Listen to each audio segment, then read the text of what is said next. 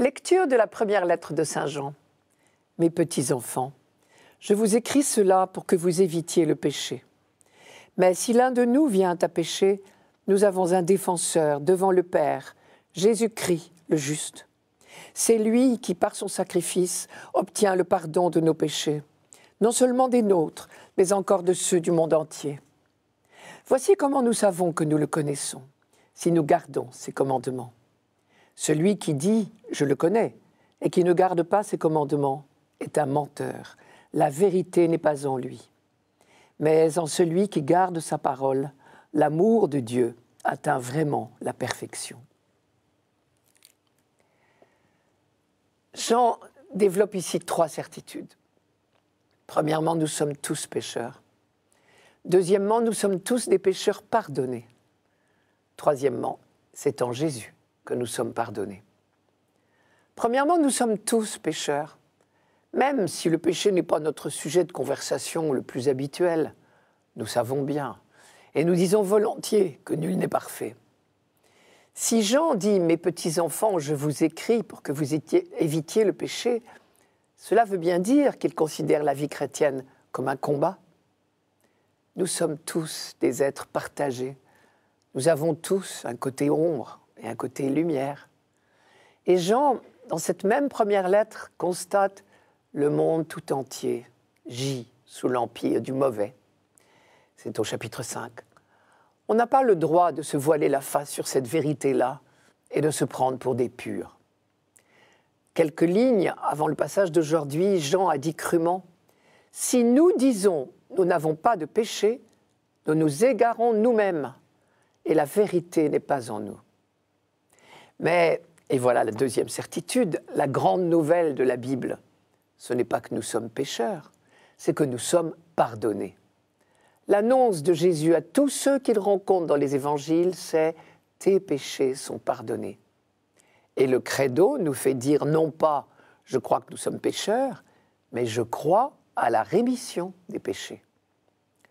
La conclusion de cette lettre, c'est « je vous ai écrit tout cela pour que vous sachiez que vous avez la vie éternelle, vous qui avez la foi au nom du Fils de Dieu ». Un des axes de la pédagogie biblique a certainement été de faire passer l'homme du sentiment de culpabilité à l'accueil humble et reconnaissant du pardon de Dieu. La véritable attitude pénitentielle, ce n'est pas de faire le compte de nos péchés, c'est d'accueillir le pardon de Dieu qui nous précède toujours. De l'accueil de l'enfant prodigue par le Père, à la phrase de Jésus à la femme adultère, l'Évangile répète ce que l'Ancien Testament avait déjà dit, à savoir que le pardon de Dieu est toujours offert. Le sentiment de culpabilité nous emprisonne, on pourrait même dire nous empoisonne. La vérité nous libère. Cette vérité, c'est à la fois nous sommes pécheurs et Dieu est amour et pardon, nous sommes pardonnés. Enfin, troisième certitude, développée par Jean dans le texte d'aujourd'hui, c'est en Jésus que nous sommes pardonnés. Je vous rappelle le texte, « Si l'un de nous vient à pécher, nous avons un défenseur devant le Père, Jésus-Christ le juste. Il est la victime offerte pour nos péchés. » L'expression « victime offerte pour nos péchés » n'est pas compréhensible dans notre mentalité d'aujourd'hui. Pour la comprendre, il faut nous reporter à la liturgie juive des contemporains de Jean. Tout au long de l'Ancien Testament, le peuple juif avait conscience d'être pécheur, d'être infidèle à l'alliance. Et pour renouer cette alliance, il offrait des sacrifices, des victimes, au temple de Jérusalem. Désormais, dit Jean, ce culte-là est révolu. Jésus s'offre lui-même pour rétablir définitivement l'alliance entre Dieu et les hommes. Quand Jean, dans son évangile, désigne Jésus comme l'agneau de Dieu qui enlève le péché du monde, c'est exactement la même chose. Et la lettre aux Hébreux affirme que Jésus supprime le premier culte pour établir le second. Je cite la lettre aux Hébreux. « En entrant dans le monde, le Christ dit « De sacrifices et d'offrandes tu n'as pas voulu, mais tu m'as façonné un corps. Holocaustes et sacrifices pour le péché ne t'ont pas plu.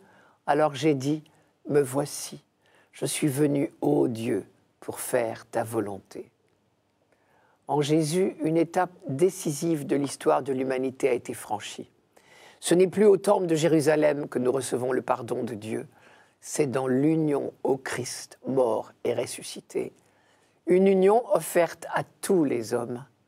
Il est la victime offerte pour nos péchés, et n'est pas seulement pour les nôtres, mais encore pour ceux du monde entier, dit Jean.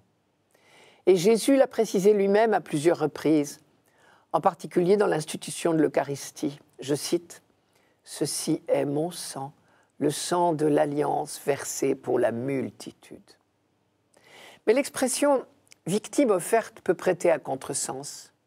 Si nous relisons bien la lettre aux Hébreux, elle nous dit qu'avec Jésus-Christ, cette formule « victime offerte » a complètement changé de sens.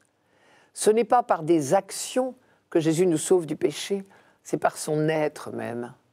Lui qui est sans péché, c'est-à-dire qu'il ne quitte pas la présence du Père, qu'il est sans cesse tourné vers le Père, comme dit le prologue de l'évangile de Jean, c'est-à-dire en perpétuel dialogue d'amour avec Dieu, avec le Père. Il est en même temps auprès de nous pour nous réconforter, nous assister. Jean emploie le mot « défenseur » pour désigner ce lien désormais tissé entre Dieu et l'humanité.